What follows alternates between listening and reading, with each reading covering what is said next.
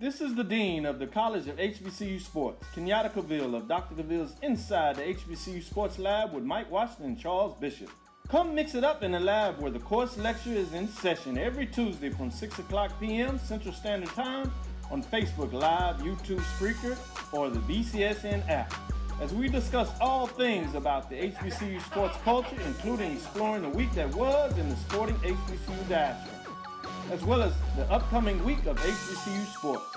With me, the Dean, the College of HBCU Sports, on Dr. Cavil's Inside the HBCU Sports Lab with Mike Washington and Charles Bishop. Course lecture dismissed.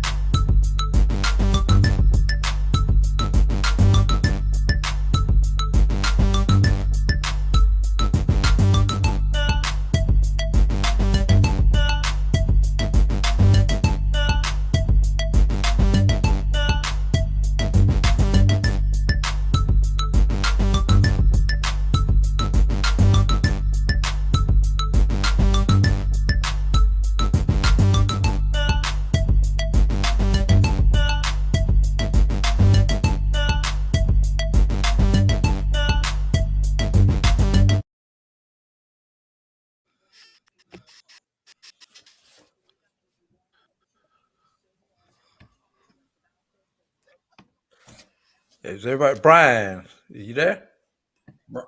Bryan, you there? Mic check 1 2. Looks like Bryan is frozen there for a hot second. So hello and welcome to another edition of the BCSN SportsWrap. Bryan Fulford, AD Drew, special guest Michael Washington from Dr. Cavil's Inside the HBCU Sports Lab. Dr. Cavil should be joining us in a few moments. I see you moving there, Bryan. Can I get a sound check? Everything was working fine, and then stuff just happened. So gotta love the internet. The bots have been out on us today. We only an hour and a half late getting this show on, but it is what it is.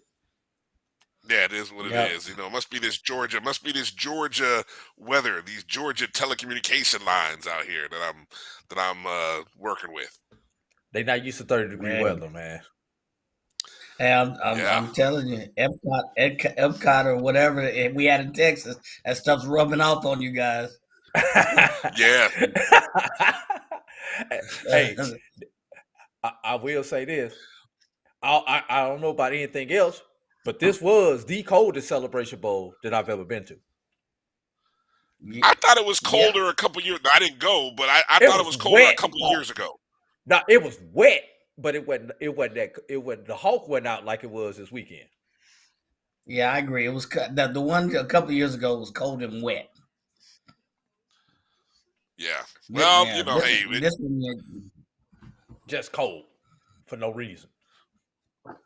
Oh, there's a reason. I saw the weather reports when they talk about a Christmas holiday freeze mix, and they said it's gonna feel like -6 degrees. I'm like, what? I'm like, man, I came up here. Let me take my butt back to Florida. But anyway, so it's I brought thought I'd bring some good weather up here to Atlanta, but I was wrong. But anyway, Celebration Bowl 7 is in the books, fellas, and what I like over the last 48 hours is taking a look at all the headlines and everyone's analysis and views. And let's start by first off saying a champion was crowned. It's not, I know sometimes the sexier story is in the losing locker room, but for a game like this, a champion was crowned. The number 1 and number 2 team in everybody's poll. No debates. Mike, did you see anybody that didn't have Central or Jackson State in their poll, 1 or 2? Not now one. Nope. Drew? Nobody. Drew, did you see any? Yeah. So Wait a minute. this is Question, Brian. Here's the better question. Who else out there was even deserving to be in one of those two slots besides those two teams? well, that's a very good point. That too is another MEAC good point. co-champion Howard. Stop it. See, let's not do SWAC that. runner-up Southern. Stop it, Drew. Don't SWAC do that. East runner-up FAMU. I mean, who else is out there, man? Well, right. And, I think this is one of the few years, even the teams that aren't a part of the SWAC and MEAC didn't have the kind of seasons that they could even, that people will sometimes throw a flag and say, oh, well, we're not a part of it. So no. This is the undisputed Black College Big National South Champion. A&T. That's who it was. Big South A&T. The North. I forgot about that. Yeah. Yeah, the undisputed Yeah. Black College National Champion will go down as the North Carolina Central University Eagles, hands down. The winners by their performance throughout really this game, but all season. All season. They have played and lived up to, let's not forget, at one point, they too were unbeaten, right? They were running, what was it, like 6 or 7 games in a row before they ran into Campbell? Yep. Yeah, so it just kind of worked out. Mike, what's what as you think about the big headline? What's your big headline from Saturday's game?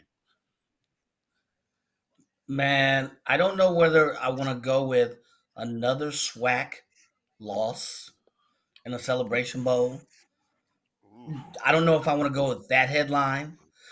I don't know if I want to go with another headline of, is it physicality or just the way MEAC team play Celebration Bowl?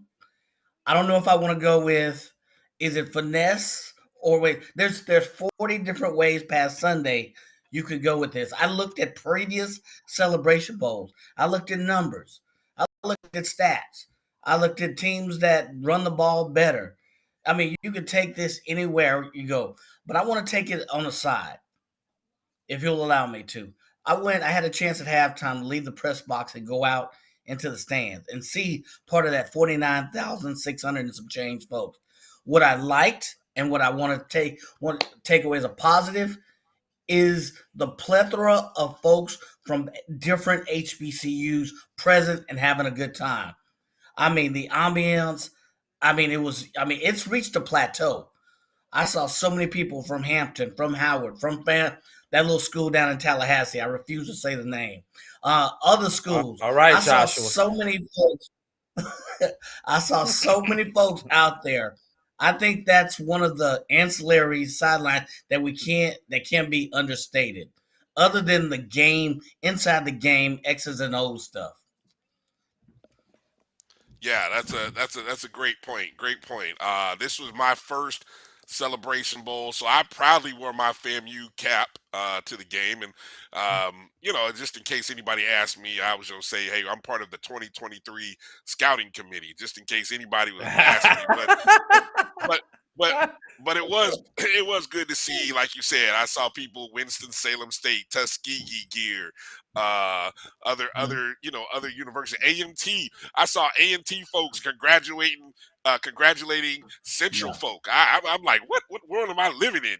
But it was a beautiful thing, and I'm happy that this game was my first Celebration Bowl appearance. You know what I'm saying? Drew, what's your headline? What's your big headline? And I'm kind of like Mike. There's so many storylines that you can go with, but I think the totality of everything, this game had everything that you want in a football game. And you're going to be hard pressed if BS to get a bowl game this good. Let's back it up. You've got the intrigue of Coach Bryan making his decision that he was leading. That led up to those 2 weeks.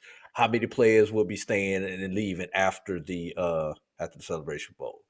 Then you had the perceived disrespect by Central from Jackson State. You've got this underdog in this little conference that people say is barely holding on because they barely got 6 teams, and your co-champion of that league was under 500.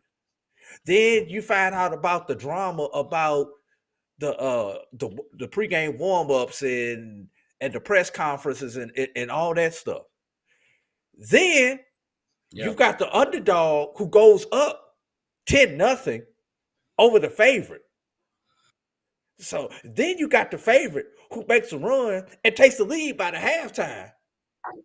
And then you got the second half where I think there were only 2 possessions in the second half where neither team scored. Oh, did I tell you about the overtime, Bryan? Did I tell you about the overtime? That was overtime, Bryan. Wow. So this game had first time ever. This game had everything that you ever wanted. I believe it was 7 lead changes. Yes. In that particular game. By my count. Yes. And then there were 7 lead changes and 2 ties. If I have the number right, I may be off on the ties, but 7 lead changes and we know at least 1 tie because they were tied at the end of the game. Right. So I think that was the only tie. Was one at the end of the game. So this game had everything that you wanted, and the overtime came down to a 4th down play. So what more can you ask for? Yeah, what more can you ask for in a football game? I guarantee you, this will be the best bowl game of the bowl season. FBS, FCS, hard match. It's gonna be hard for the FCS to live up to this one. Yeah, I agree. It'll be hard. This will be a hard act to follow. I one of the talking points that I purposely kind of stayed away from all of the pre-stuff, because I had kind of soaked myself up in all of the Deion leaving to Colorado in that 1 week that honestly I was tired. I didn't really want to devote any more attention to whether he should stay, should go, why is he there, why isn't he there. I divorced myself from all that. And I really missed out on all of the extra that some of you were pointing out in the disrespect card. And I really just coming in, I just wanted to see the game. I just wanted to focus on the game. And so it's like now that all that stuff is coming out, and it's just like, we can talk about the game, and then we can talk about all the juicy stuff outside of the game. So let's do this. Let's talk. And I thought we'll go to maybe talking about what was your moment of the game. Now, I mean, that's hard to sell. I get, because there are so many things that, I mean, Drew pointed out some.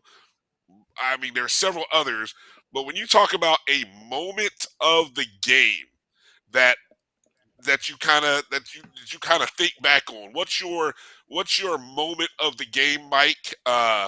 Maybe we'll go like moment 1 that way, just in case you take some. If you got like 2 or 3, so go with like your first round draft pick, moment of the game. We'll go around the horn. First round draft pick, your first moment of the game, and then we'll come back around for a round 2. Oh my God, you asking a lot, man. So I think it was in the second quarter. You asking a lot, man. I think the first one that stands out to me is, let me first say, Shedeur had some passes on the rope. If he wanted to build a film for some of the scouts in the future, NFL scouts in the future, he had a lot of pressure, but he had some passes on the rope.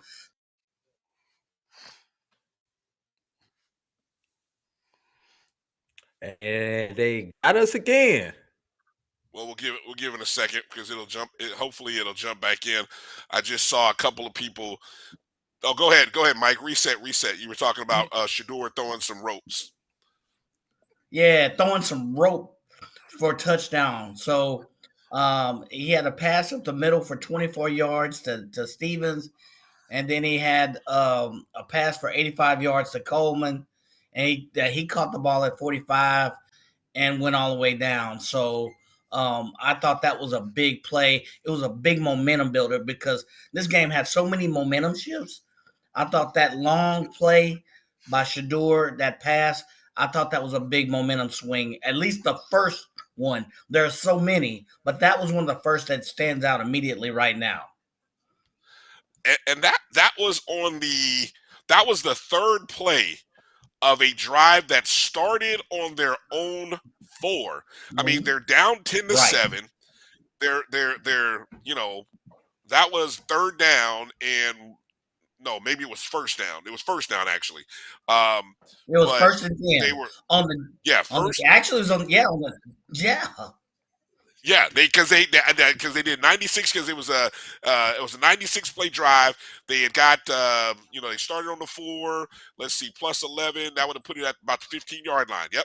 And so first and 10 on the 15, and it really kind of caught me by surprise. I didn't even think I was looking for it. Then all of a sudden I looked up and said, "Oh, wait a minute, my God, there's nobody out there. He's gone."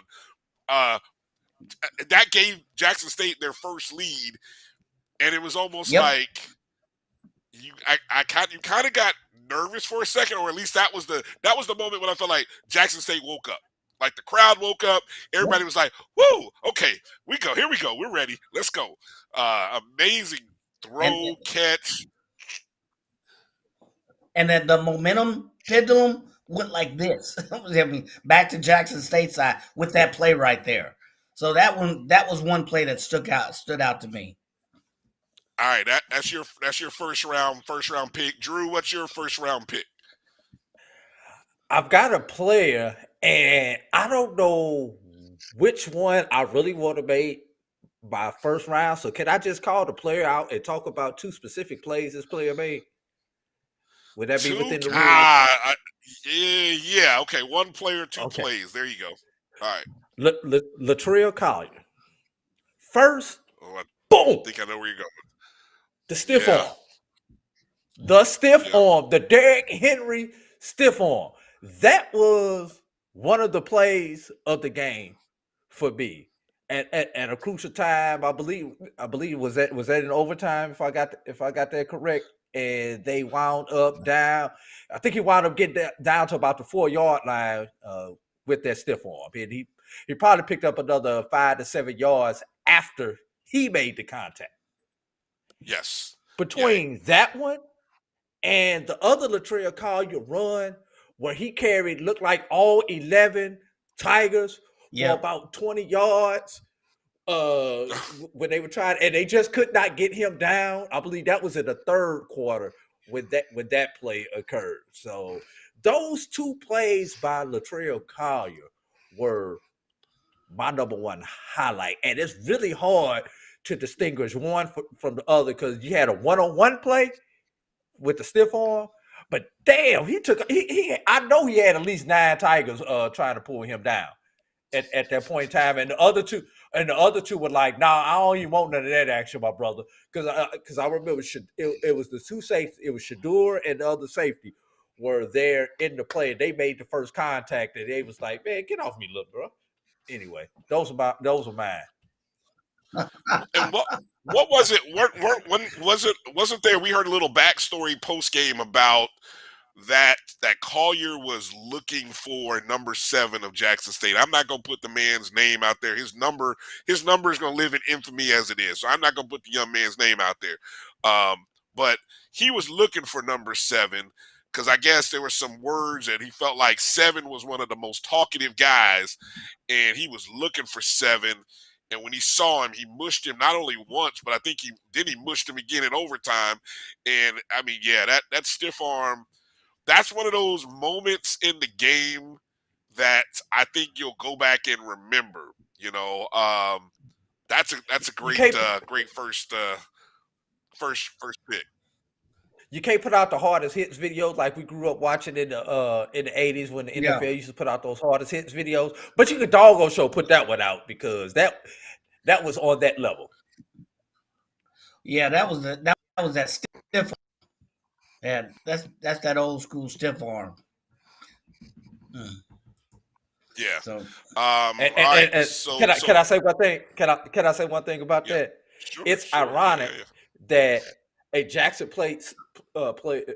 State player was stiff arm like that when probably the greatest stiff arm player in history played for Jackson State, being Walter Payton. Yeah. Look at you. Look at you That, tying it that's together. that's a good point. That's a good point. Look at you, Drew. I never thought about that. You done had some days to think about It that one. That's it nice. just hit me 15 seconds ago. I I had to get it out before I forgot about it. For me, I will go with Shador fourth and what was it? Maybe 19 with final play of regulation. Yep. Final play of regulation, because I mean, we've great quarterbacks make great plays, and I hope Shador has more moments at Colorado, or and in his future, and we'll go back and look at what he did at that moment, and you'll go back and say, wow, he's been a big time playmaker for a long time. And then they show that clip, because just the being able to make that throw, give credit to Travis Hunter for making the catch. But just the nails to be able to convert the game, well, at least to get yourself within one. I mean, the PAT needed to tie the game.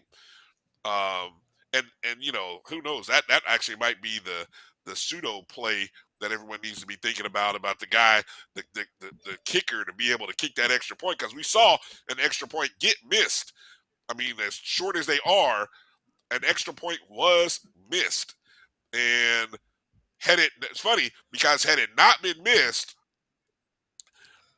Jackson State would have had to go for 2 at the end of the game, which would have just added more drama. But anyway, Yep. Actually, Brian, they would have only had to go for 1, because you got to think about it. The only reason Central went for 2 was because they missed the extra point earlier in the game. So they may have only needed that PAT. That extra point. Yeah, they may have only needed that PAT to win the game. Right. So yeah, I just thought, great catch. I mean, you could. I'm wondering, if you're the DB for Central, if you're thinking, man, I should have just held and just fouled the heck out of Travis. I'm holding on. There's no way. Worst case, it's 15 yards, and they get the ball at the 4-yard line. There's no way I'm letting him. Actually, it would have been at the 10, because it's half the distance and an untimed down. No, it was at the 9. I thought it was 19. Yeah. The ball was right, at the 19. but half the distance. It's not 15 yards, because it's inside. Half the distance to the goal. It would have been half the distance at that point.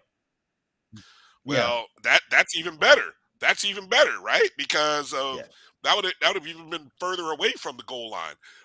So either way, 9.5. Exactly. Yeah. Either way, someone has got it, and they were coming out of the timeout, and I just wonder, was a coach in that, one of the DB coaches, like, hey, if he gets away from you, grab his arms. Don't let anybody get their arms up. I'm just wondering if that if that was something that was talked about. Okay, so good run on the first round. I know coming up, I know we're talking and trying to work in BJ Jones as well as Dr. Cavil. Let's go around second round, because there are plenty of moments. Round two, Mike. If one of these 2 moments that myself or Drew didn't have, that was one of yours, what's another memorable moment that stood out from that game?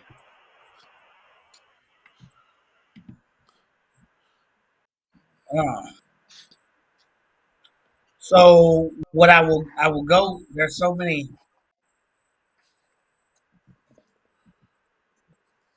Oh, we got BJ joining us. Okay. We let him get in round 2. Okay. Yeah, you gonna let him get in, or you want me to go ahead?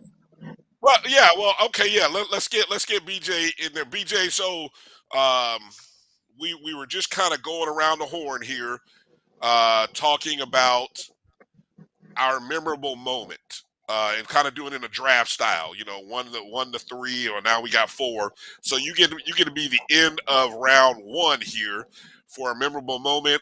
Mike, just quickly recap what yours was. Oh, mine was the 85-yarder I believe it was on the 15. It was first and 10 on the JSU 15. Shador pass long to Coleman, and the rest was Kevin history. Coleman. The band was playing Right. after that. Yeah, the band woke up. Drew, what was your number one was? Latrell Collier, and I had to split hairs with this one. One was the stiff arm that Latrell Collier had in overtime, and the other was the one where he carried about 9 or 10 Jackson State Tigers for about 20 yards there in the third quarter. So I kind of had to split hairs. I couldn't really pick one or the other. And mine, BJ, was the final play of regulation, Shador to Travis Hunter, that put Jackson State within one, obviously needing a PAT to tie the game and send the overtime.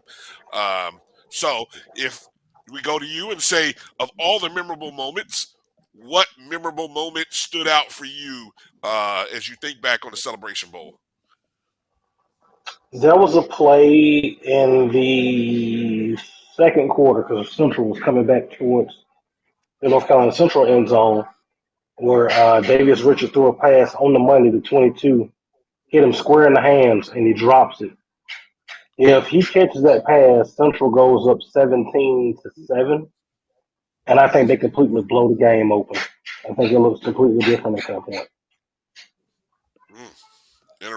Interesting point. I'll start since you're coming in. We'll kind of go in snake order here, and I'll kind of give you the opportunity to go start off round two with still memorable, lots of stuff still out there on the board, and I'll give you a second memorable moment to add.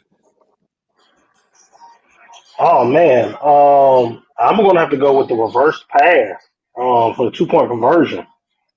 The Philly That one special. was, yeah, man, that one was nice. So that's my number two.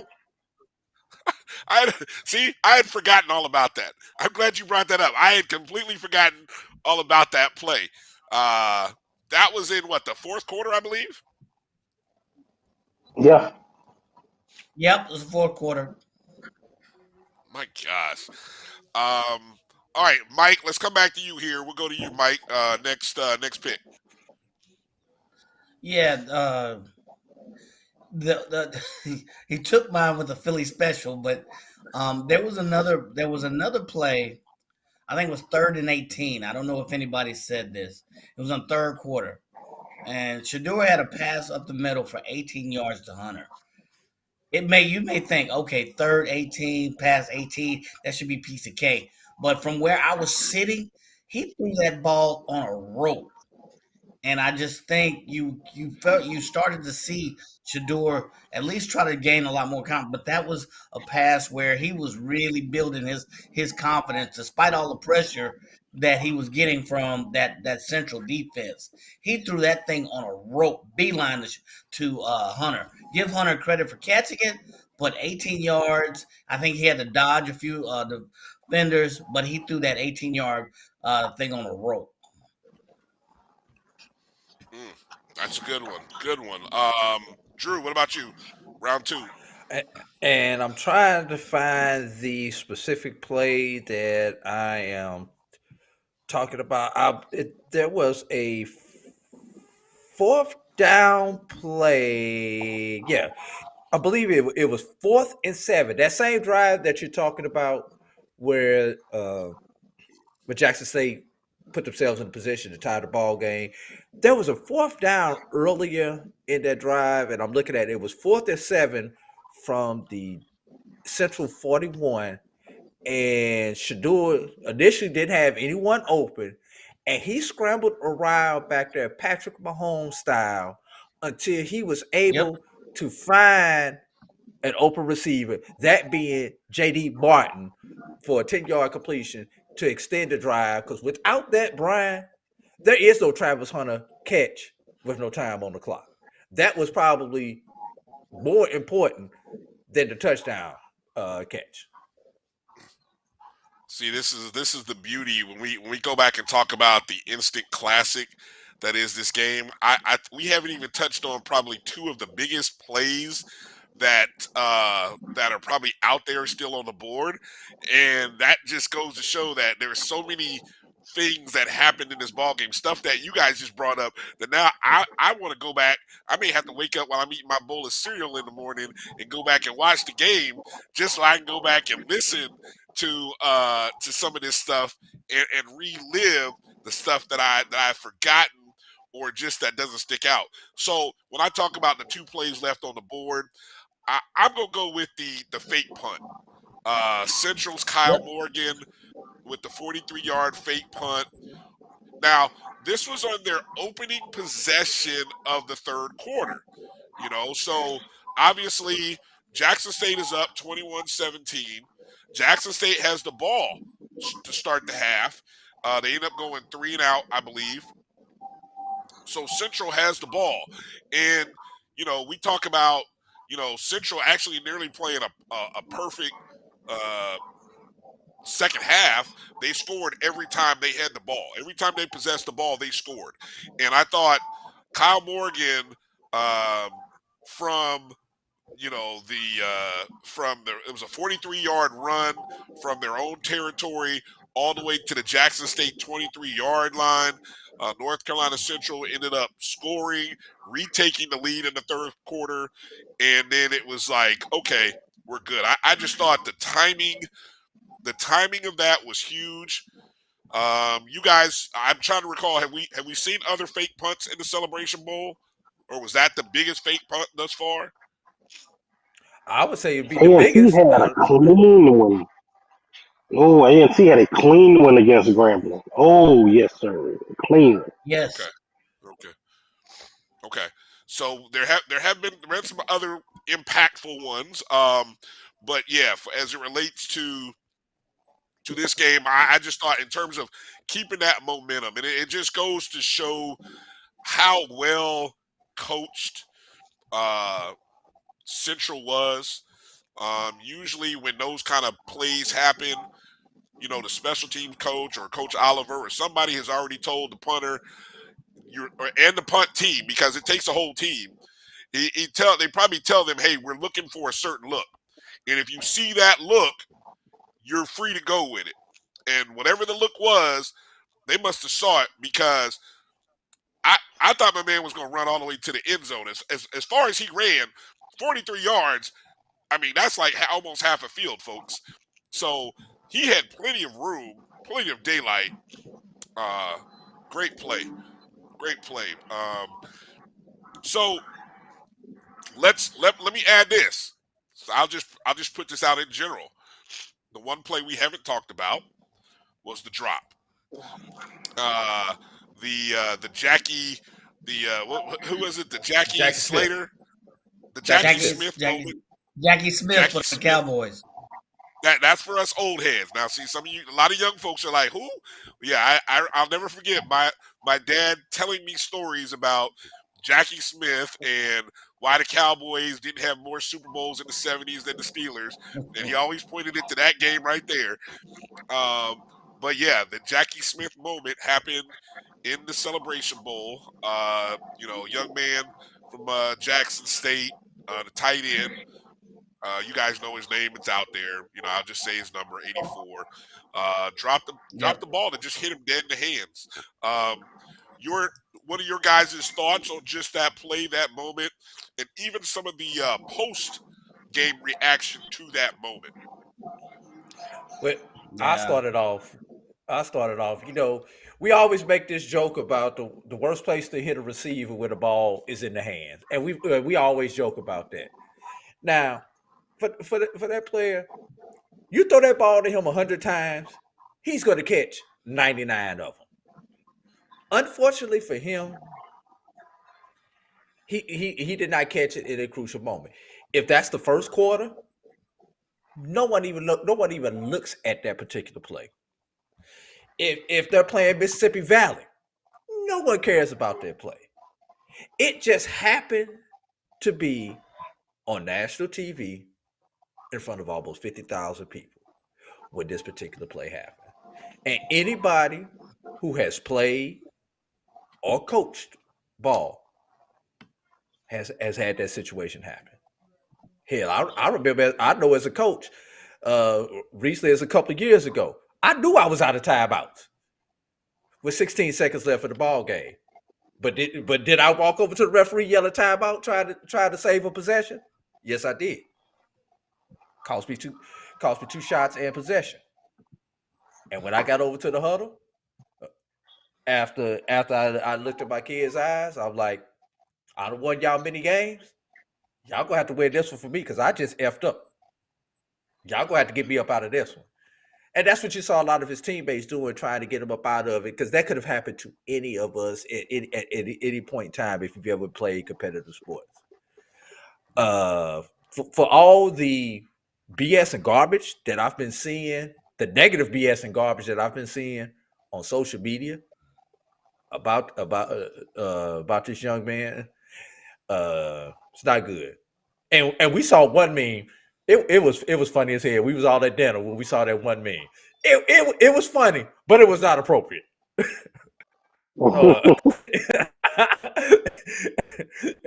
It was fun, and I'm gonna pass it on. I'm gonna pass it on just a sec because I know you guys have similar strong feelings as I do.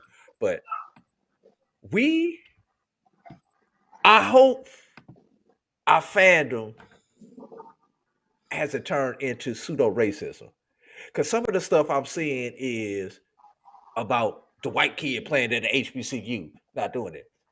Because we not only are we our own worst critics, but we the last people who need to be criticizing people of another race. And I think that's what disappointed me more than anything. Yeah, we can have a little fun about him dropping the ball and everything. That's what we're supposed to do with fans. But let's not get ignorant with it, and let's damn sure not get racist with it. That's a great point. Great point, Drew. Let's see. BJ, go ahead. Jump in there. Your thoughts. And then we'll go to Mike. Man, my heart goes out to that young man. I've been trying to reach out to him via social media. I've never been in a situation like that personally, but I had a roommate that fumbled the ball. That gave Jackson State an opportunity to score when we were at Southern. They gave Jackson State the opportunity to score to push that game to overtime, and we eventually lost in double overtime. And so I know what that feels like, to have one of your friends to go through that. It's tough, and I think that a lot of people online make it. Athletes make this thing look easy, but it's not an easy thing. And at the end of the day, I know that we have ABC and there's 50,000 people in the dome, but that's a child. You know what I mean? That's a child. That's a 18 to 22-year-old kid, just like your 18 to 22-year-old nephew. And he has 18 to 22-year-old stuff going on, and his mom jumped online and kind of talked about the struggles that the family has had, and just different things going on. And at some point, man, it's a ball game. It's not life or death. It's not. It's the ball game, and I think that people really need to check themselves at the door. And one of the things I always say, Bryan, is that we like to think that we're different than our Confederate Conference counterparts. And I will tell people, no, we're not. We're the exact same. The same thing that we accuse them of doing, we do. We just find ways to excuse it. So, man, if you're out there and you're going after a kid because of what happens during the ball game, shame on you. Shame on you. Man, that's sad. I wish I could say I'm surprised. I did not know there were death threats. I'm not surprised. Sadly, I'm not surprised, but that is definitely sad to hear. Mike, your thoughts, and then we'll go to a break after your thoughts. Yeah, just kind of reiterating, mental health is real, and you don't know what anybody's child is going through. For those that played sports, that sometimes these plays happen 100 miles per hour, and yeah, he may have dropped the pass, but no one is hurt more than that young man. And he's 19, 20, 21-year-old kid. You don't know that his brother committed suicide. Basically, had suffered from depression. You don't know that his uncle, some in his mom's family, that depression run rampant. He had two members of his family commit suicide. So now this young man is on watch, and now we follow it up with death threats. and all kinds of nonsense. That's not a good look at all. And I think we're better than that. This is a game at the end of the day. We're passionate about it, but at the end of the day, this is a game. And this is somebody's child, somebody's nephew, whatever, that now you're playing with life. And it's big. This is so much bigger than the game. So Wow.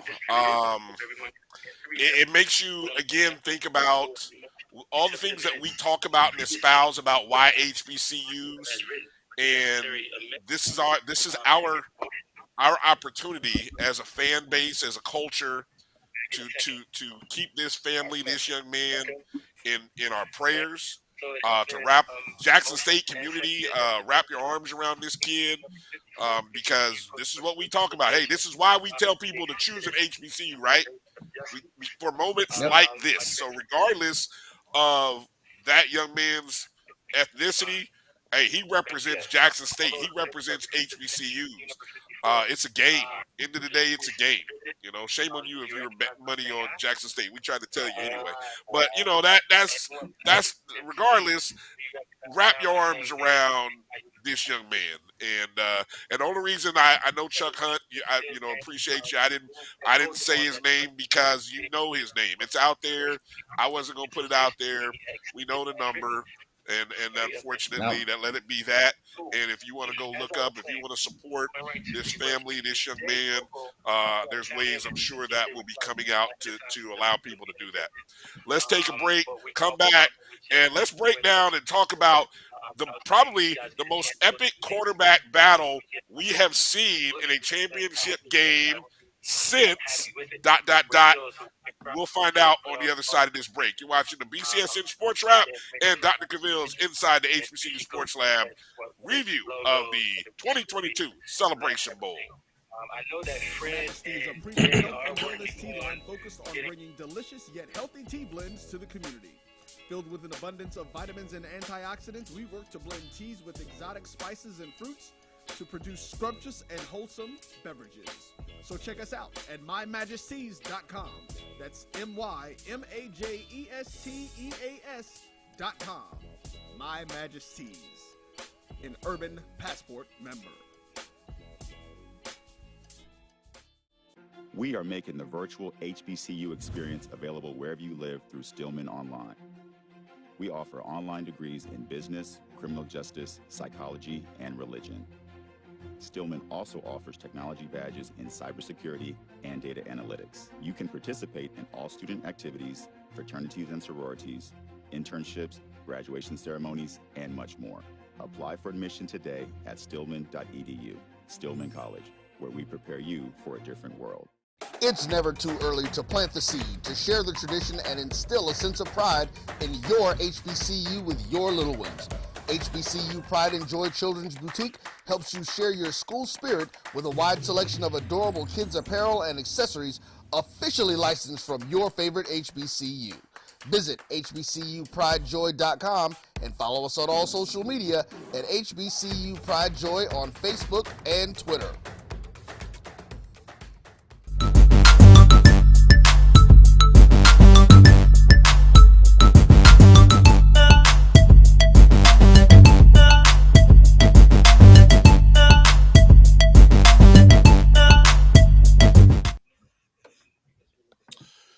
All right, welcome back to the BCSN's mix of the Sports Wrap and Dr. Cavill's Inside the HBCU Sports Lab. Bryan, Fulford, 80 Drew, Mike Washington, BJ Jones will be back here in a second. Don't forget, Dr. Cavill and the professors will be back tomorrow, Tuesday evening, 7 Central, 6 Eastern. And then, so I'm sure there'll be way more conversation in depth that'll be discussed on that time. Hopefully, like I said, we all are good friends and associates with CB, and so I know we'll be looking to hear his comments and the other background stuff. I know he's probably very proud of his program winning a SWAC championship, but it's got to be a tough one. Have you talked to CB lately, Mike? What are his thoughts? How's he feeling? How's he doing over the last 48 hours? Yeah, I think he's still processing it. With family and friends. It's been a journey. Is about the journey. They do have results, and unfortunately, change is coming. But I think he's still processing it a little bit. I think he'll be back. I think he has nothing but accolades for what this coaching staff, or the previous one in place for the last, couple of years. He's followed it closer than anybody I know. He and Neely with Di Love. So he's had a chance to see it inside out. And from the stuff that he's conveyed about the job that this coaching staff has done and turned this program 180. He has nothing but thoughts. It ended the game, ended up, as it was, but nothing but thoughts, process it, wish for a more happy ending as some of us all did. If you were wishing for a SWAC team to finally win this dang thing, but he's doing well, still processing it. Has lots of facts and stuff, some insights that I'd like him to share with everybody as well. Right. So that's tomorrow night, 7 Eastern, 6 Central. Of course, North Carolina Central winning the title is the 6th MEAC school in the past 7 years of the Celebration Bowl. The trophy has not come out of the Carolinas, except for a brief moment in time. It's been North Carolina, South Carolina. I mean, it just can't come out of the Carolinas at all. They've got a stranglehold on it. But I thought we quickly, Mike, before, and I know you got some obligations. We saw an epic quarterback matchup. Davius Richard, Shedeur Sanders. Obviously, they lived up to the hype as the offensive players of the year in their conference. Mike, you've been watching SWAC football. You've been watching Celebration. You've been watching HBCU football for years.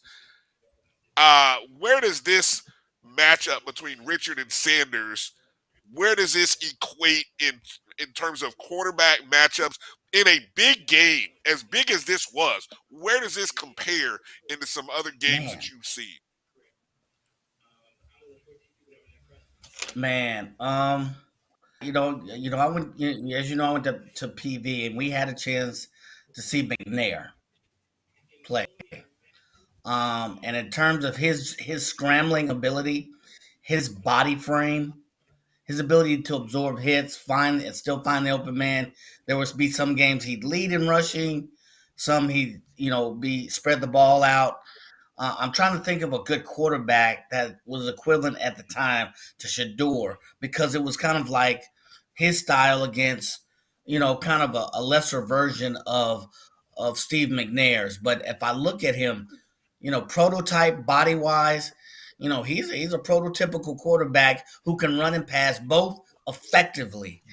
And Shedeur is the typical pocket passer who is very good at avoiding the rush. He had a rush in his face all night, but those two compared to each other, and you just saw Davis Richard over the course of they would answer for him. He could have ran the ball literally first, second, third down, and there was no answer for stopping him. They had a spy, and I guess to me, Jackson State had problem with one-on-one tackles. With Davis Richard, especially, even though they had a spy, there's a couple of missed tackles. He prototypical quarterback, running back style, but he still had the arm when it counted. I can, with his style, I can go back to maybe a McNair. Wow, that's heavy. That's heavy right there. BJ, I love always hearing your breakdowns. From the X's and O's as a former defensive standout at Southern, obviously as a coach. How do you, when you look at this, this matchup between Richard and Sanders? I mean, talk a little bit about it. What did we see? What do we need to really come away appreciating so that we can go back and watch this thing 2 to 3 more times over the holiday break? I mean, hey, look, this is one of those games. Tell me if I'm wrong, guys. Don't you want to gather up the family on one of these holiday weekends and be like, hey, y'all need to come watch this. Come watch this Celebration Bowl these two HBCU schools and watch how great this game is. And hopefully some of this stuff we're giving you, you can share with family, and so that way you look like the smartest guy in the room when you're breaking down things.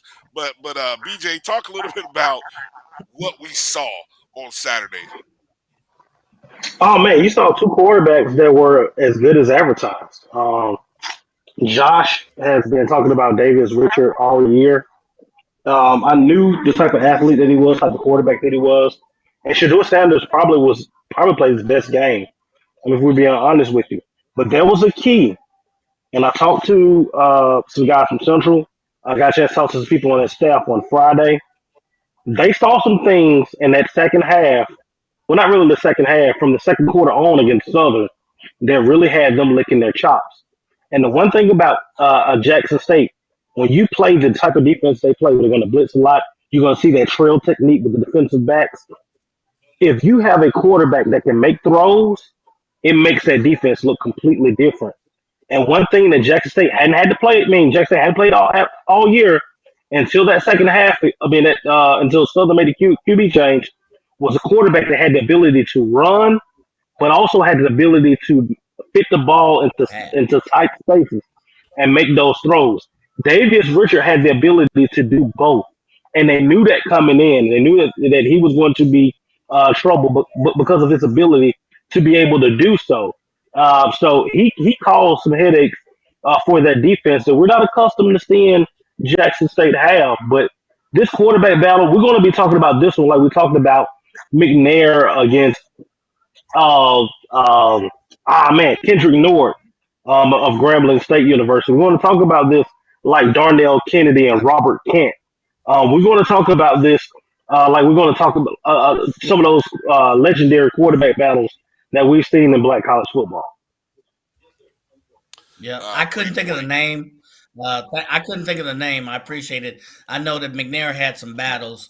I had a chance to see him when I played my little semester at PV, but I couldn't remember the names of the battles that McNair had against the prototypical quarterback. So is that and Drew? Let me come to you. Before I come to you, is that I hear we kind of look at Richard as sort of that. Because of his frame and what they do at Central, do we look at him as sort of that read option, bigger running? I mean, he ran for 98 yards in this game, threw for 170. Shador on the other side throws for, what was it, 316? Did he hit 349? And 4 touchdowns. So he kind of fits that, do we look at them in that little prism, or are these two guys who really are bigger than that prism of passing pocket quarterback, athlete quarterback? Are they bigger than that? Can they be bigger than that? Because they both have eligibility left, obviously. Drew or Mike? Who you asking? Oh, I didn't know who you was asking. Just throwing it out there. Yeah, I started rambling. No, I'm sorry. I started rambling. I'm sorry. Go ahead. If you want to add in there, Mike. Go ahead, Mike. Yeah, I think you have to look at especially at Davis Richard compared to McNair in that prism. Whereas have you seen that kind of quarterback, prototypical, can hit the tight passes, run, take hits, make people miss, read the defense. He can also, when the game's on the line, be your star running back. And then he's played against some quality prototypical type running quarterbacks. You heard, I think, Hagler. I think Randall with Southern, and you've seen him come out on top. I think if you look at him in that space, the one difference I've seen is more read option pass, reading the defense, then passing, whereas McNair was kind of more of an initial decision. I'm going to pass, I'm going to run. Still, same talent, same bases, same dominance over defense. And the one point that B.J. Jones put out, we discussed it earlier this season.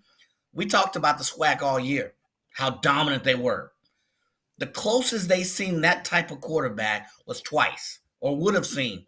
Once the second half of the Southern game, And then maybe the next closest person would have been Trayvon Conley for PV, but a poor man's version of that.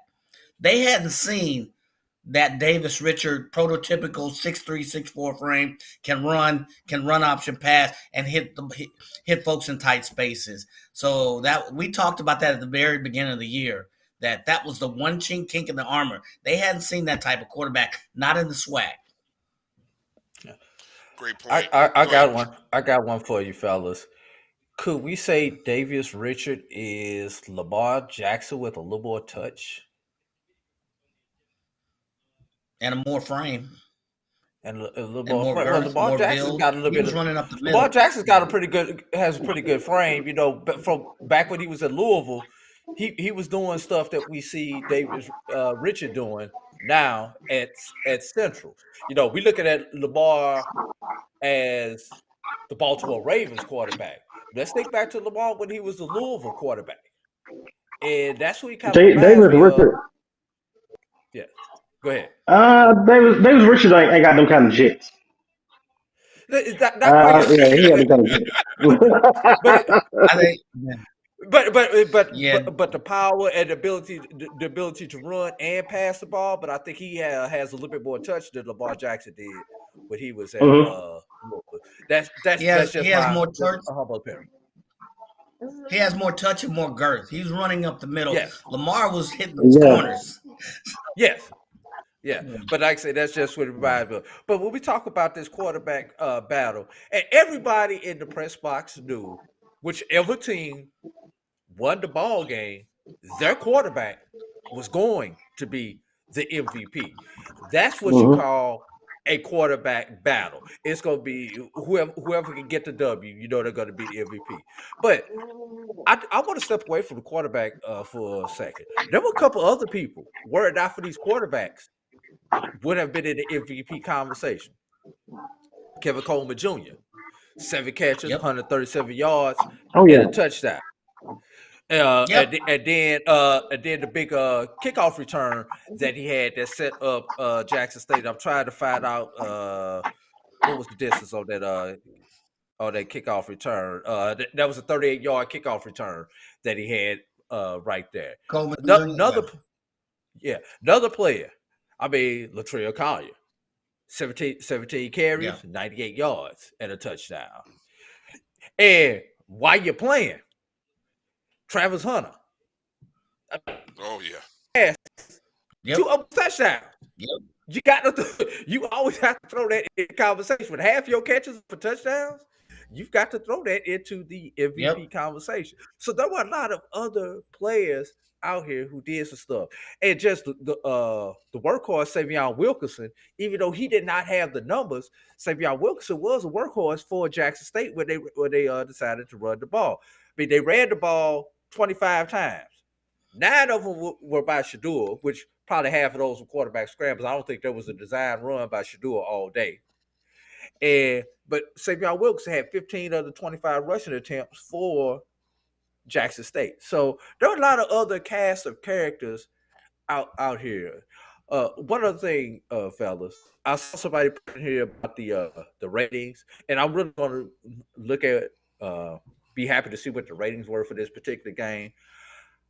I can almost guarantee you the ratings for the 3 o'clock to 4 o'clock hour should be astronomical. The whole game is going to be good, but I think that 3 o'clock to 4 o'clock hour, because people will probably find out about this ball game. They tuning in, they see the competitive ball game, they see all the lead changes and everything else, and then the overtime. That 3 o'clock to 4 o'clock is going to be off the roof, off the charts, man. Yep. Hey, Mike, I know you got a hard out, so we don't want to keep you too long here. So don't forget, Mike will be on. You'll be on tomorrow night with Doc and everybody tomorrow night, Mike. Yes, sir. All right, so that's tomorrow night. Dr. Cavil is inside the HBCU Sports Lab. You'll see Mike there, 7 p.m. Eastern, 6 Central. Make sure to join in. Mike, thanks for your time, man, and we'll be tuned in with you tomorrow. Appreciate you. Thanks for letting me join the show with the 2 Rattlers and the Jaguar. I appreciate it. We know it's all love. We coming for you. We coming for you, Mike. You got what's And I ours. got my, We coming for you. I got my co-host Hey, too, we man. see I you got my for home. co-host. We see you for homecoming, my brother. Hey, just lower them Hey, hotel prices for homecoming. That's all I ask. not a chance. Not a chance. Not a Not a chance. chance. Not a chance. Well, appreciate you, Mike. Hey, while we're still here, BJ, Drew, I went ahead and looked up while you were talking there for a second. The Lamar Jackson at Louisville was 6'3", 211. Davius Richard 6'3", 215. But like BJ said, I don't ever recall having written out. Like I said, I haven't seen Richard all year, but I don't think he had the jets that Jackson had. And one thing that I love, which goes to speak to why they recruit heavy in Florida, Lamar Jackson from Pompano Beach, Florida, Davius Richard from Belle Bill Glade, Glade. Florida. Glade Central. We'll be talking about that on Wednesday's show, trying to figure out how the hell did we let Davius Richard get out of Florida. We'll be talking about that on Wednesday's O&G Strike Zone, but that's another time and place. We'll kind of look at our recruiting as a recruiting season is happening right now. Drew, you were talking about Coleman's all-purpose yards. I just happened to flip over to the stats. 269 all-purpose yards, 132 on kickoff returns, 137 receiving, and a touchdown. So yeah, imagine if he catches that. I think the ball was intended for him on the last play of overtime, but imagine if he catches He was the that. target. Okay, so yeah, so if he catches that and somehow they go for 2 and win, hey, who knows? You could have had Coleman could have easily, been in the running for that MVP spot.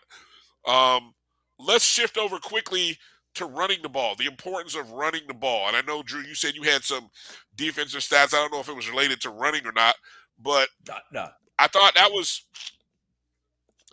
real interesting how I really thought Jackson State running game would be more than what it was. And I don't know, BJ, when you guys were, or when you were thinking about and analyzing this game, did you foresee such a lopsided? Let me pull up the stats. I think the stats were 276 to 78. 68. The disparity between, huh? 68, right? That's 68. Okay, you must be looking at the net yardage then. I'm looking at the or the total. Yeah. Okay, yeah, I was looking at the total then. But almost 200 yards, 200 plus 200 yards difference. BJ, were you shocked by that, or did you kind of see it go in the script like that? No, I thought that Jackson State would be able to run the football, but because the Central usually ran a three-man front. What you saw defensive coordinator Courtney Court do this time is it ran a modified front. You saw the three defensive linemen. Sometimes it was a four-man front. Sometimes it was a modified four-man front where you got the stand-up outside linebacker up on the line of scrimmage and they'll blitz a guy. They changed up their defensive fronts, threw some different wrinkles at Jackson State. And if there's a weakness to Jackson State's football team, it's been the offensive line. Once you get them confused, we knew that they're not the best at pass blocking. Run blocking was their strength, but Central confused them. You saw some pre-snap shifts. You saw some slanting. You saw some different things. They kind of confused them a little bit when they couldn't just use their strength and just fire off. And Jackson State could never get that running game established at all. So shout out to defensive coordinator Courtney Court and their defensive staff from North Carolina Central. Drew, what's your take on the running the disparity between those two teams? I'm curious as to why Jackson State did not run the ball more. And one thing that I tend to look at is you look at rushing attempts, but I also look at the column that's 2 to the right of attempts on the stat sheet, and that's the lost yards. How many yards did the running backs lose? Because you had the gain, then you had the loss, and then you wind up with the net. Well, Jackson State rushed the ball. They've got all right. We're gonna discount Shadua because Shadua ran the ball 9 times. He gained 38, he lost 39, and had a net of -1. But Shadua was sacked twice. So some of those, so we gotta take 2 of those off because sack yardage goes against your rushing yards for a quarterback. So let's drop Shadua.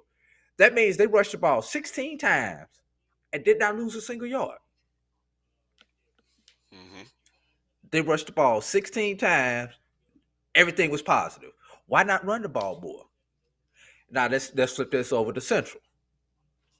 Central, 44 attempts. They only had 10 yards.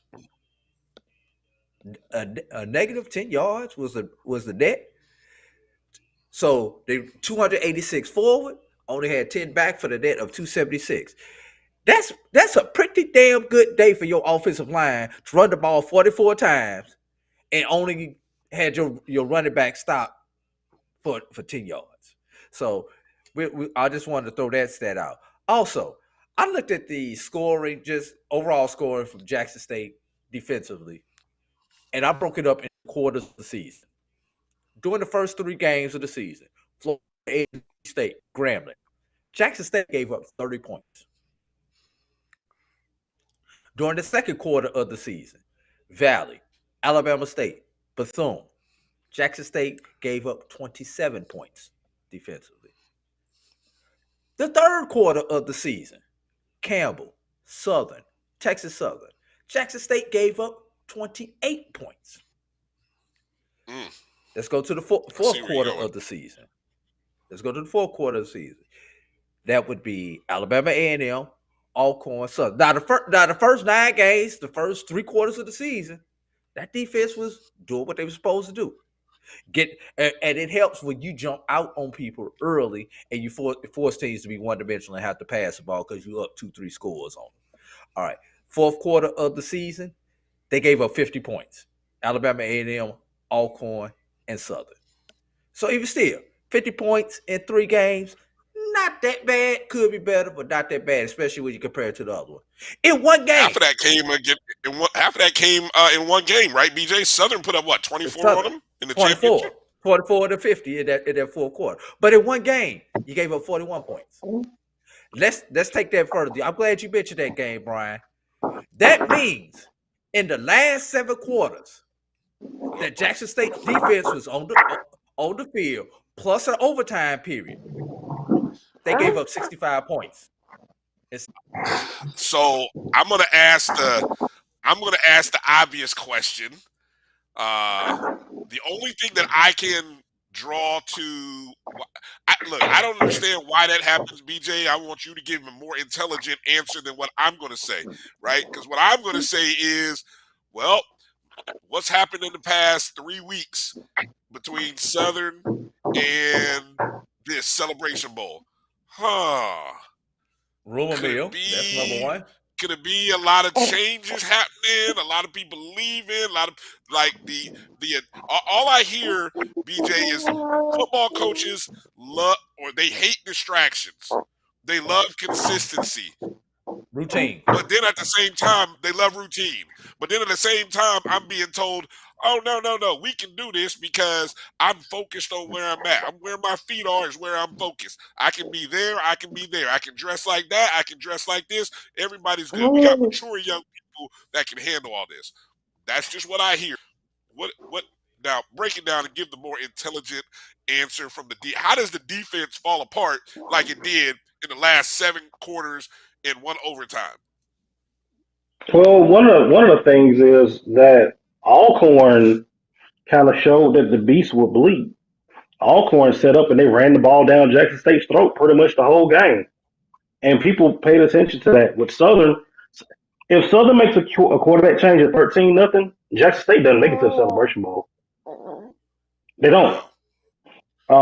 They had no answer for Southern offensively, and that deep different. And I'm gonna keep saying it. Let's take Aubrey Miller. Aubrey Miller was the SWAC Defensive Player of the Year. To me, the best defensive player in the SWAC was Bubba Adams from Alabama State. Reason being is from his linebacker position, he's asked to do more. Aubrey Miller, as a linebacker, does one or two things for Jackson State: blitzes A gap, blitzes B gap. He's disruptive when he does it, but these last few weeks, he has not been able to blitz A gap and B gap because The yeah, number but that nothing like usual. And a lot of his tackles were made downfield this time. He was forced to play in space, which he's not comfortable doing. He was forced to go sideline to sideline, which he's not really comfortable doing. And there was no A gap and B gap blitz in here. Now, also, what opens up is that we noticed the run game. They gave up a lot of yards on the ground against Southern, and they're getting hit through the air. One thing about Jackson State defensive backs, they are very aggressive. If you give them a double move, they'll bite on the slant. They'll bite on those hooks. Give them a double move, it's wide open. We saw Travis Hunter get beat like that in the SWAC championship game. We saw him get beat like that on Saturday. And that's kind of just a negative of when that defense doesn't get home and you have a quarterback that doesn't panic and can still get the ball out. That's the weakness of playing that cover zero and blitzing like crazy is that if you don't get it and you have a quarterback that's cool and doesn't panic, it's game on. And luckily for Jackson State, they didn't run into a quarterback like that until the second quarter of the SWAC championship game, and then until the Celebration Bowl. Question Go for ahead, you, Drew. BJ. Mhm. Does the fact that your second leading sack person and one of your top people in TFLs, that's tackle for losses, for those who don't know, Gaddy does not play for undisclosed reasons. Does that affect how do I don't you know it does? How does that affect your defense? Because Jeremiah Williams played an excellent game for Jackson State. You know, he did a lot of yeoman's work up front, but he didn't have Niles Gaddy up there with him. So how does that did that open up things for Jeremiah Williams, or does that really just kind of break that down? I would say the biggest loss on that defensive line was Nitron Evans, the defensive tackle. That was the biggest loss because he's a man up front. I've been saying it all year for Jackson State defensive lines, for the defensive line. You got Evans, who's a dude, and then you got everyone else. He makes the job easier for Niles Gaddy in the defensive end because what he's able to do is he eats up so much up front, as far as in the middle, that you have to bounce it outside. And well, there goes Mr. Gaddy, and there goes those defensive ends. When you take that away, and then you take away Niles Gaddy, who could have provided some depth in this particular ball game, the thing that Niles Gaddy has that works for him, he's 6'6". Even when he's playing a defensive end position, he takes away quick slants just by his presence, just being there. So yes, that was missing those players up front was definitely key on Saturday. And so I wanted to, just kind of seeing from some of the comments, I just again want to remind people you have to celebrate the champ in his third season. It took him, they say it does take 3 years to really get the team where you want it to be. I mean, he took over a team that was a 1 or 2 win team when he first took over. So they had a lot of work to do with the roster, the mindset, and everything else with this team. And so here he is in year 3. And one of the things that was interesting looking at this roster, there's a lot of rollover coming back next year. I mean, you've got your quarterback coming back, running back coming. I mean, I don't know. I had to go through and figure out who's not coming back. But it looks like they may be coming back with at least 8 to 9 on each side of the ball. Have we looked at yet, BJ, what this Central team will look like going forward? Oh yeah, they bring back about 93% of that roster. They didn't have a lot of seniors. This team is really sophomore and junior driven, so they are back. I mean, everything's coming back. Um, and this Central team, Trey Oliver talked about it in the press conference. He talked about how they built this through high school recruiting. They're not living in the portal. They're not looking for 1 to 2 year guys. They have a few kids out of the portal, but they're doing it with good old fashioned North Carolina high school players. Of course, they dip outside of the state of North Carolina. They hit Atlanta pretty hard when it comes down to recruiting, pretty much Obviously, into Florida. Florida. Yeah, in Florida, but they're doing it with high school kids. They're developing, and I like Trey Oliver's hat. He said his hat that he wore on the side of it, where he said the hat said something like it's the process over. I think it was like process over flash or something like that. The hat said I have to look at it, but they showed that on Saturday that they have a system that they're using, and it's making North Carolina Central very, very, very successful. Much to the chagrin to the people over in Greensboro.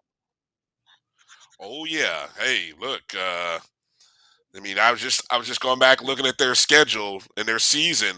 North Carolina Central finishes the year 10-2 overall.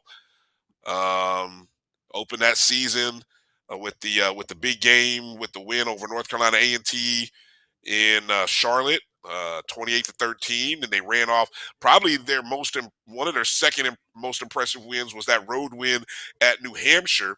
I think that's when for many of us we were like, okay, you know what? We need to pay attention to Central. I think that was the game when they went up to New Hampshire, and we were like, yeah, we got to pay attention. The Campbell loss was kind of that blip on the radar right before, conference play started that maybe you questioned. You kind of wondered, okay, why did they lose that game? There was a lot of things, and I know Joshua did a great job of breaking down why they lost that game. That was some good info um, back when that occurred. And then, of course, they ended up losing by 2 to South Carolina State. But as the MEAC does every year, it crumbles. Like cheap paper, and then the true champion always comes out because everybody underneath does what they do, and they just fold up like a origami. But anyway, props to North Carolina Central. The way to look, they're the 2022 Black College National Champions. They will be the preseason #1 team.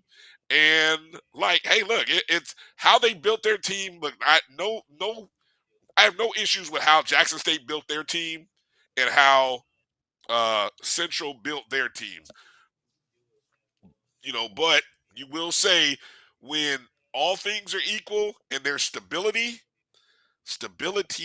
matters.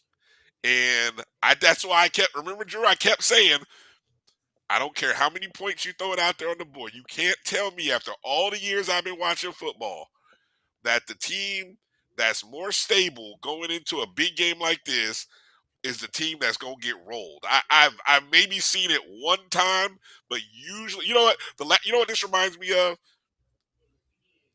Think about that time Ohio State played the University of Miami, and Ohio State stole. Well, the officials stole a game from Miami, but nobody thought that Ohio State team would beat the greatest football team. Was that the Maurice That Claret team?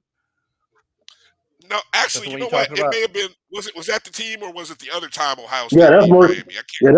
that's the Maurice Claret team. Maurice Okay. Claret. Right. Yeah. Right. Yeah. That was a team that nobody gave. They didn't think that they could beat Miami. Miami had all these future draft picks and all these blah blah blah. And yet you can say what you want about the controversial ending of that game, but Ohio State punched him in the mouth. And that's what I felt like we saw. We saw a North Carolina Central team punch Jackson State in the mouth. You can call it But yeah. unlike last year, Jackson State didn't fold when they got punched in the Oh, they mouth punched back. like they They did. punched Like back. they fought back. The problem was, you know, that was George Foreman trying to hit Roy Jones, and sooner or later Roy Jones wore down. Yeah, well said. Well said. Well said. Hey, Bryan, before we get out of here, Yeah. I got one question before we get out of here. Is it too early for our way too early predictions on who's going to win each conference and wind up back here? Ooh. I don't know. You know what? Since tomorrow is Tuesday, how about this instead? Since tomorrow is Tuesday, how about a way too early from BJ Jones, a way too early preseason top 5 going into next year? How about that? Top 5 Tuesday. Top 5 Tuesday is coming up in less than way too early. 2023. Way too early. It's kind of 2023 hard. preseason top 5. Man, it's kind of hard to do that with the portal. Oh man, you can Oh be yeah. like Jackson State and have 34 of them in there, man, and try to figure out what's going on. But I think if you had to do a top 5 right now, I think Central's number 1, no doubt. Number 2, I got to go with probably FAMU. Will probably be there. 3 through 5 is where there's going to be a whole lot of debate and a whole lot of I don't know. That's when you start getting into Southern and Alcorn, and Alabama I got a 3 State. for you, BJ. That's Morgan what State. I was gonna say. I was gonna say Alabama State was gonna be who I would say right now. I would put at number 3. Yeah, but they're having some portal They have some portal stuff too. departures as well. So it's hard to say I with hadn't this seen all of transfer them. portal. Yeah, it's hard to say with this transfer portal. You know what's interesting? I'll put it to you like this, Bryan. Yeah. I'll pick anybody in the SWAC West but UAPB. You can't go wrong by picking anybody but UAPB right now. And depending on who UAPB gets for a coach, you might be there because you expect Grambling to be much improved. Grambling's a quarterback away. Alcorn's a quarterback away. Preview's in there. If Body stays at Texas Southern, they've got the makings of a good team. Southern's a quarterback away. So, all those teams in the West, whoever gets the best quarterback, be it portal or JUCO, that's who you're gonna pick to win the West. Yep. Yeah, stability will be what I'll be looking forward to seeing. The teams that have, and you mentioned 1 and 2. I mean, those are 2 teams that presumably will have returning quarterbacks coming back into the spring. Of course, like we assume Richard will be back.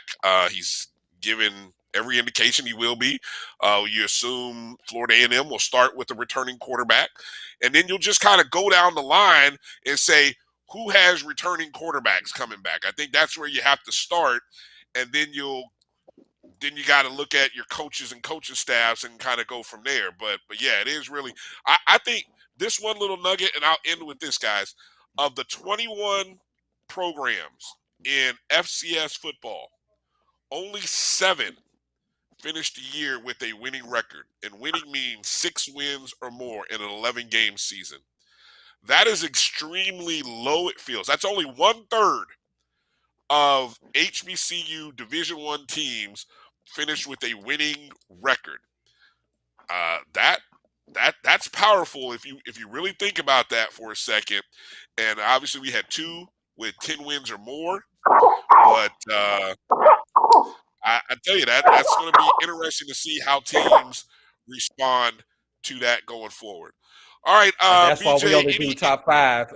That's why we only do top 5 at the BCSN. That's why we do top 5. Of that stat you just said. Exactly. BJ, final that's why thoughts on BJ the only does celebration. the top 5. Exactly. Oh It's man, the way to go. Where did the season go, man?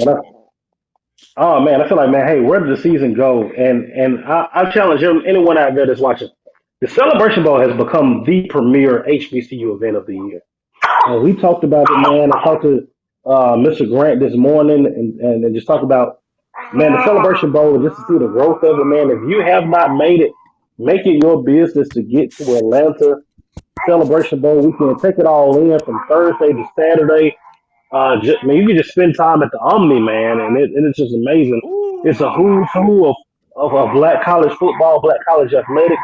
It is amazing, and I am so thankful and blessed to be a part of it with the my BCSN family, man, and man, just everybody, man. Just this Celebration Bowl has been amazing, and we had a game for the ages. In my opinion, the Celebration Bowl to me has been the best bowl game of the bowl season so far.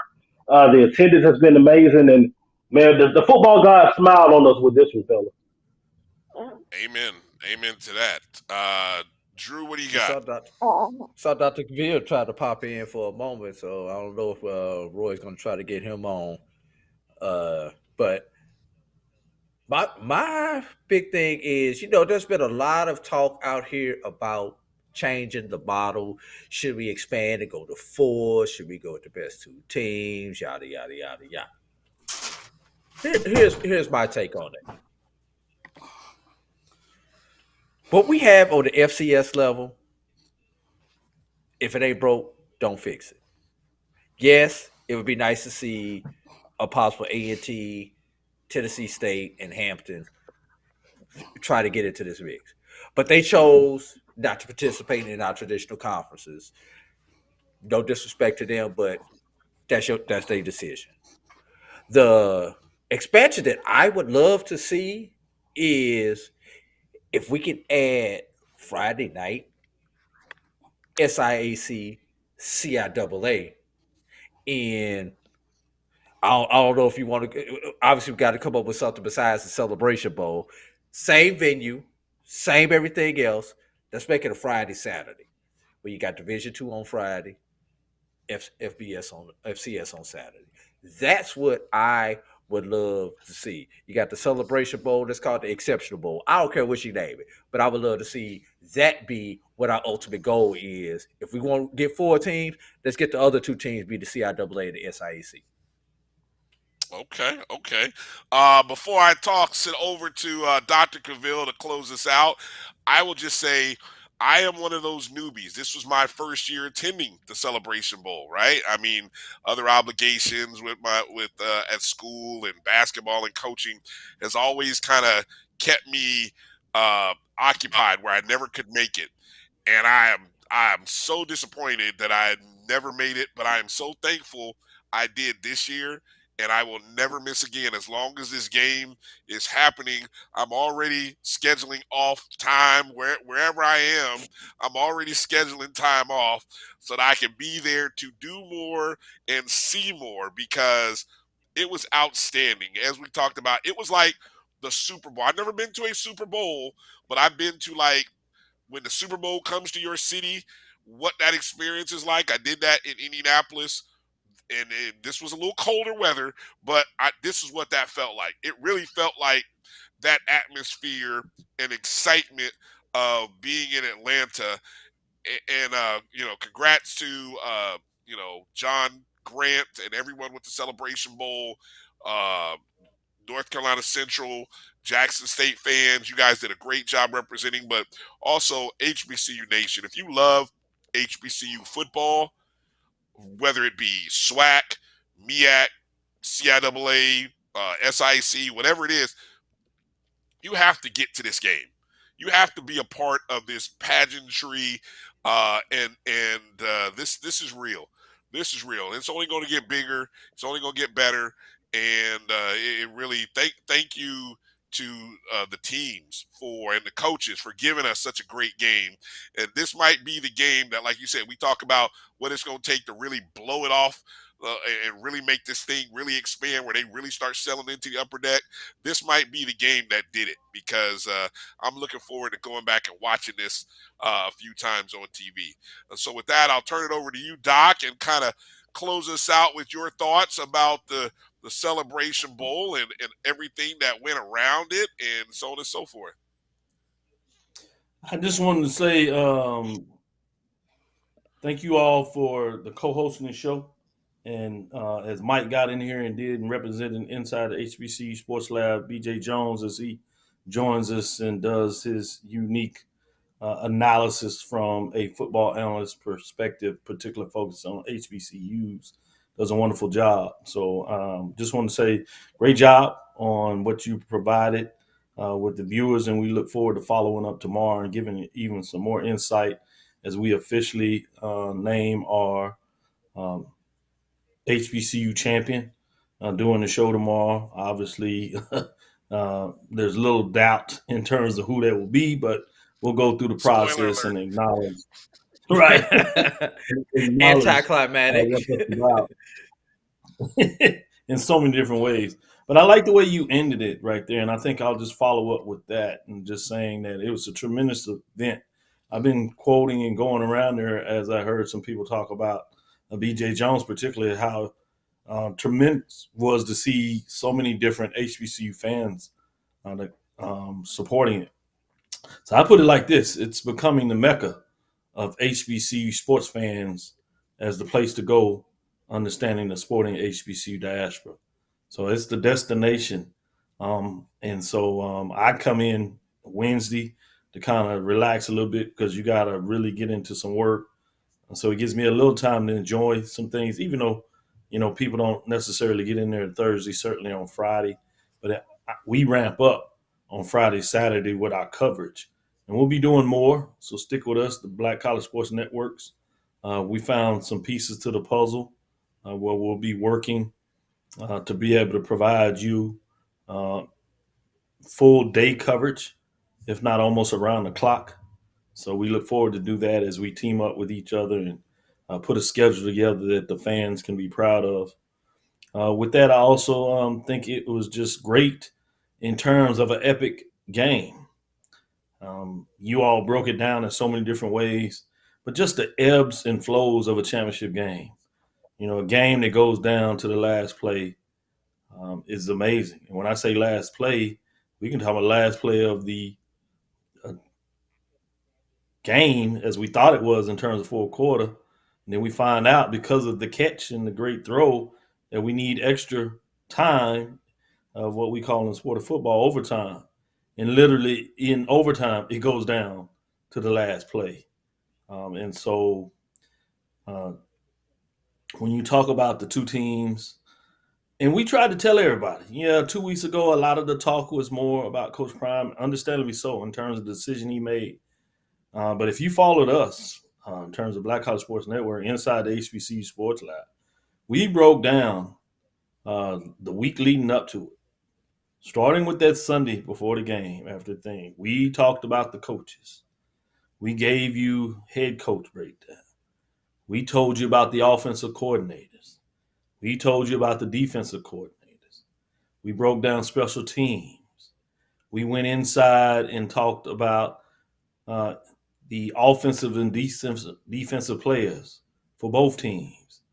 We told you why you should be excited about the quarterback play, that you had top 5 quarterback, traditional pocket passer, if you would, but also could elude rushes and make plays down the field with his legs and most certainly with his arm as he continued to make sure he looked downfield to keep plays open.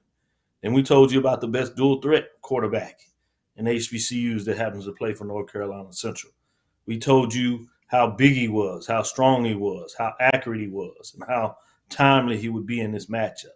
So we set you up for everything that you end up seeing. We told you everything to look at.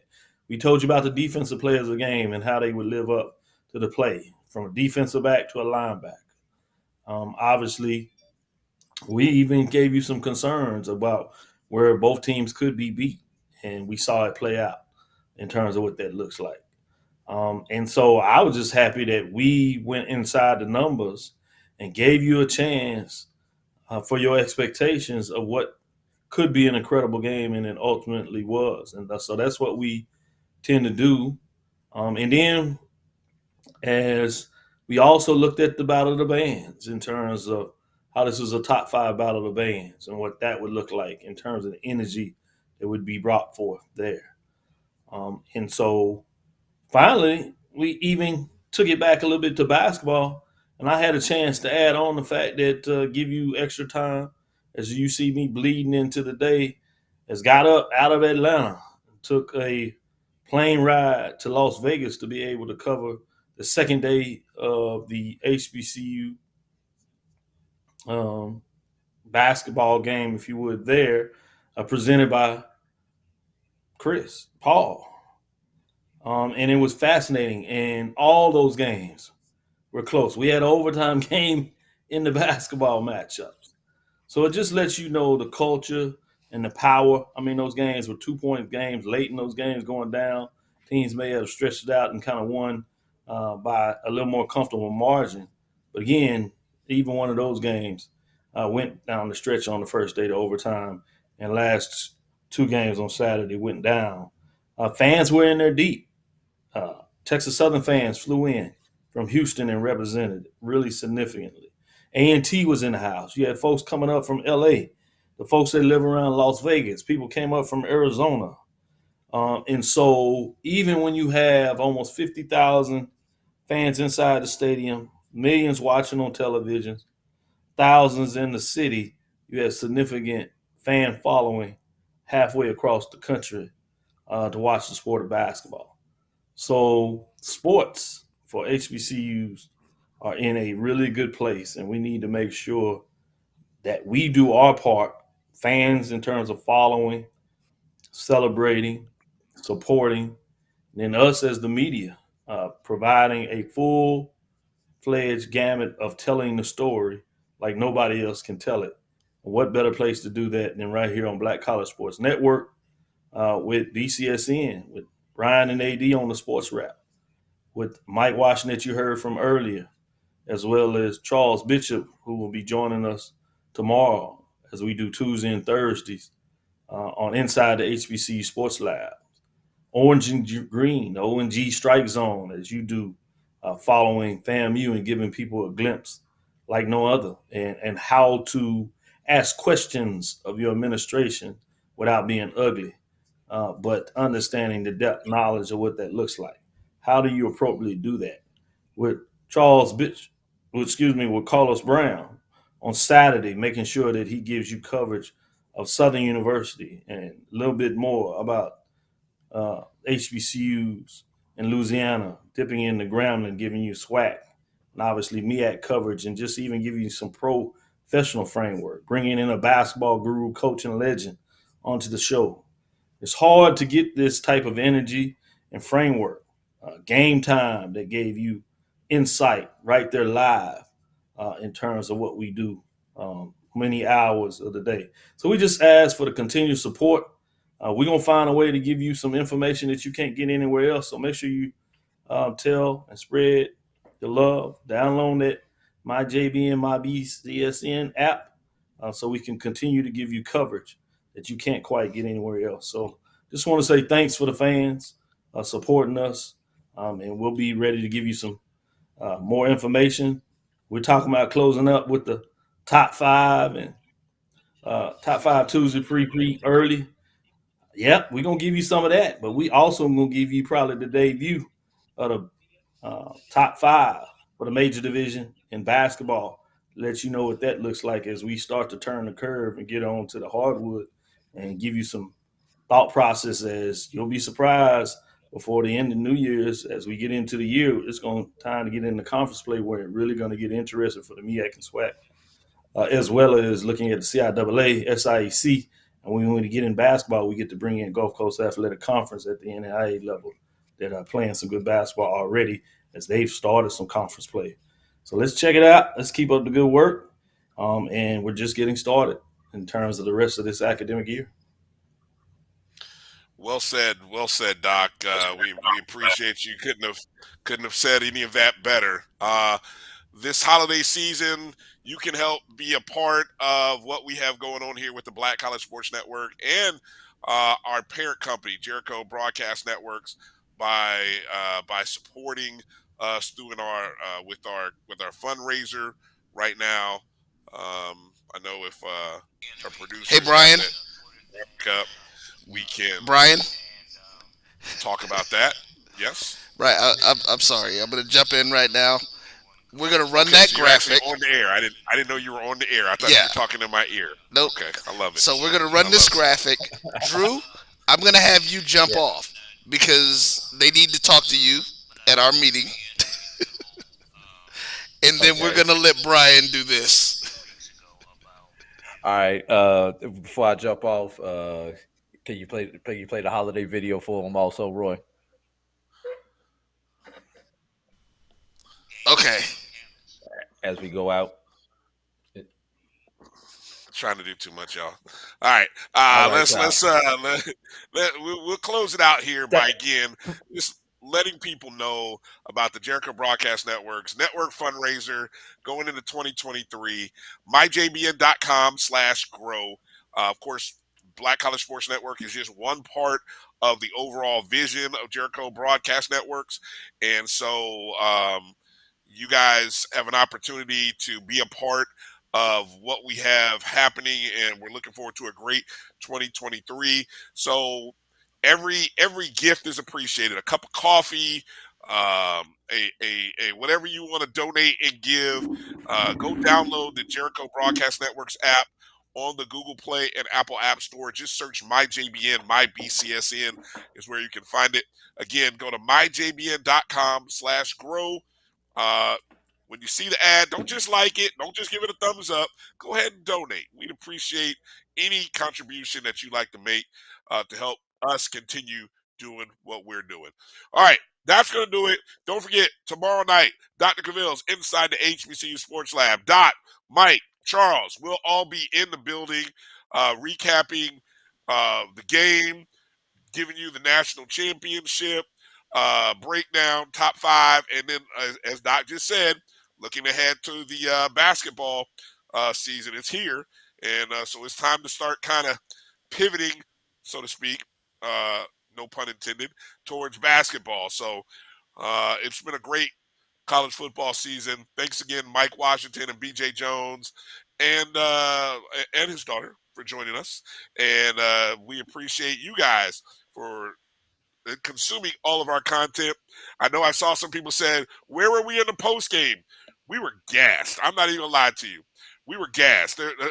Next year we promise to do better job with the post game. I know there are people like, oh man, I wanted to see a post game. Where was the next year? We'll be more on point with the post game. But thank you for still coming in and joining us and hearing from us. So that's gonna do it for our producer Roy.